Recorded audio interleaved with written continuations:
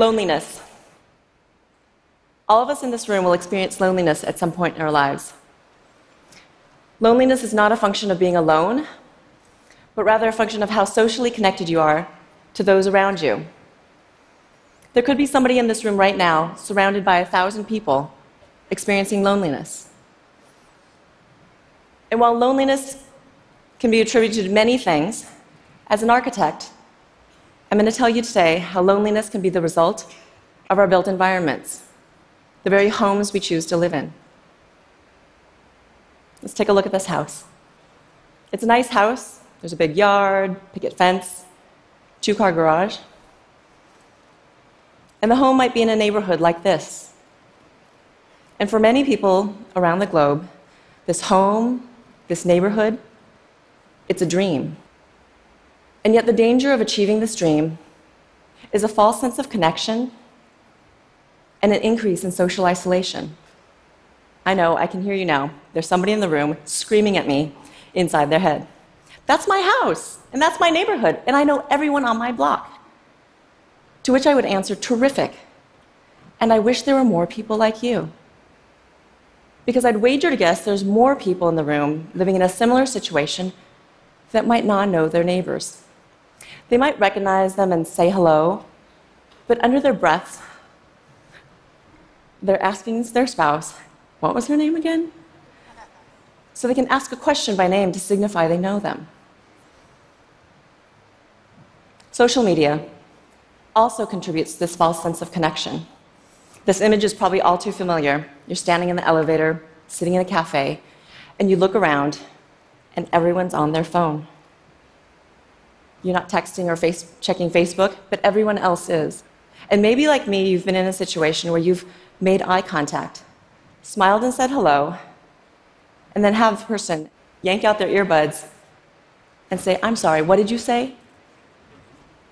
I find this incredibly isolating. The concept I'd like to share with you today is an antidote to isolation.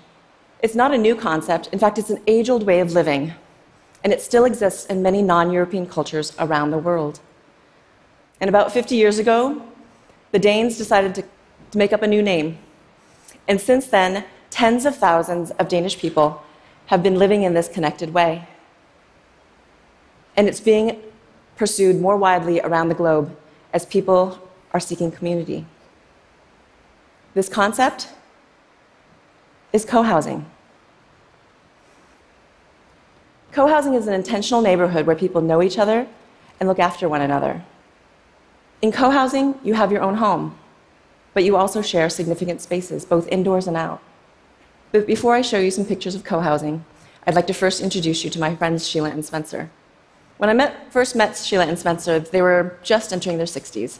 And Spencer was looking ahead at the end of a long career in elementary education. And he really disliked the idea that he might not have children in his life upon retirement. They're now my neighbors. We live in a co-housing community that I not only designed, but developed and have my architecture practice in. This community is very intentional about our social interactions. So let me take you on a tour.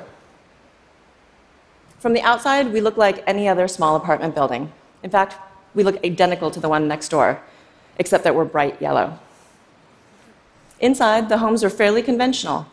We all have living rooms and kitchens, bedrooms and baths. And there are 9 of these homes around a central courtyard. This one's mine, and this one's Spencer and Sheila's. And the thing that makes this building uniquely co-housing are not the homes, but rather what happens here, the social interactions that happen in and around that central courtyard. When I look across the courtyard, I look forward to seeing Spencer and Sheila. In fact, every morning, this is what I see. Spencer waving at me furiously as we're making our breakfast. From our homes, we look down into the courtyard. And depending on the time of year, we see this. Kids and grown-ups in various combinations playing and hanging out with each other. There's a lot of giggling and chatter. There's a lot of hula hooping. And every now and then, hey, quit hitting me, or a cry from one of the kids. These are the sounds of our daily lives and the sounds of social connectedness. At the bottom of the courtyard, there are a set of double doors, and those lead into the common house. And I consider the common house the secret sauce of co-housing. It's a secret sauce because it's the place where the social interactions and community life begin, and from there it radiates out through the rest of the community. Inside our common house, we have a large dining room to seat all 28 of us and our guests, and we dine together 3 times a week. In support of those meals, we have a large kitchen so that we can take turns cooking for each other in teams of 3. So that means with 17 adults, I lead cook once every 6 weeks. 2 other times, I show up and help my team with the preparation and cleanup. And all those other nights, I just show up. I have dinner, talk with my neighbors, and I go home having been fed a delicious meal by someone who cares about my vegetarian preferences. Our 9 families have intentionally chosen an alternative way of living. Instead of pursuing the American dream, where we might have been isolated in our single-family homes, we instead chose co-housing so that we can increase our social connections. And that's how co-housing starts, with a shared intention to live collaboratively. And intention is the single most important characteristic that differentiates co-housing from any other housing model. And while intention is difficult to see or even show, I'm an architect and I can't help but show you more pictures. So here are a few examples to illustrate how intention has been expressed in some of the communities I've visited. Through the careful selection of furniture, lighting, and acoustic materials to support eating together. And the careful location and visual access to kids' play areas around and inside the common house. And the consideration of scale and distribution of social gathering nodes in and around the community to support our daily lives. All of these spaces help contribute to and elevate the sense of communitas in each community. What was that word? Communitas. Communitas is a fancy social science way of saying spirit of community.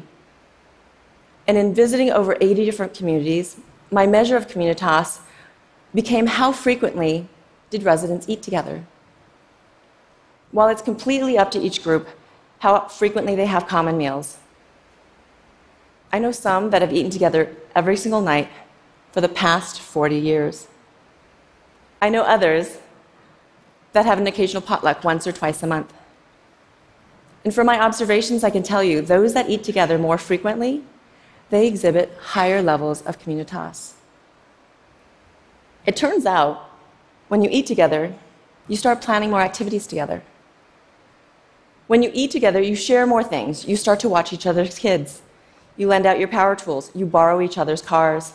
And despite all this, as my daughter loves to say, everything is not rainbows and unicorns in co-housing. And I'm not best friends with every single person in my community. We even have differences and conflicts. But living in co-housing, we're intentional about our relationships. We're motivated to resolve our differences. We follow up, we check in, we speak our personal truths, and when appropriate, we apologize. Skeptics will say that co-housing is only interesting or attractive to a very small group of people. And I'll agree with that. If you look at Western cultures around the globe, those living in co-housing are just a fractional percent. But that needs to change, because our very lives depend upon it. In 2015, Brigham Young University completed a study that showed a significant increased risk of premature death in those who are living in isolation. The US Surgeon General has declared isolation to be a public health epidemic. And this epidemic is not restricted to the US alone. So when I said earlier that co-housing is an antidote to isolation, what I should have said is that co-housing can save your life. If I was a doctor, I would tell you to take 2 aspirin and call me in the morning. But as an architect, I'm going to suggest that you take a walk with your neighbor, share a meal together, and call me in 20 years. Thank you.